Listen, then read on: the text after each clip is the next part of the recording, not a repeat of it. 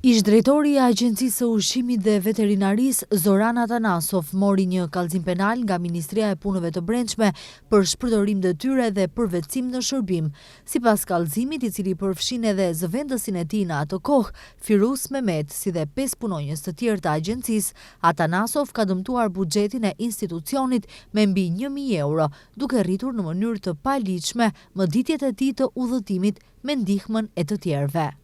Z.A. në cilësinë e tij si drejtor i Agjencisë së Ushqimit dhe Veterinarisë në periudhën nga viti 2017 deri në vitin 2020, në disa raste me qëllim të përfitimit të paligjshëm të fondeve që janë besuar atij në shërbim për udhëtime zyrtare jashtë vendit, në të cilat ai mori pjesë, ai mori mëditje në shumën prej 50%, megjithse në përputhje me dekretin për ndryshimin e dekretit për shpenzimet e udhëtimeve zyrtare dhe udhëtimeve zyrtare jashtë vendit, ai duhet të kishte marrë vetëm 20%, pasi kostot e akomodimit dhe ushqimit nuk kishin rënë mbi institucionin, tha Goce Andreevski, zëdhënës i MPB-s. Kallëzimi i është përcjellë edhe prokurorisë, ndërsa ata do të fillojnë hetim. Kallëzimi për këtë rast është marrë dhe prokuroria do të ndërmarrë veprime për të kontrolluar pretendimet në të, pas së cilës publiku do të informohet në kohën e duhur, thon nga Prokuroria Themelore Publike Shkup.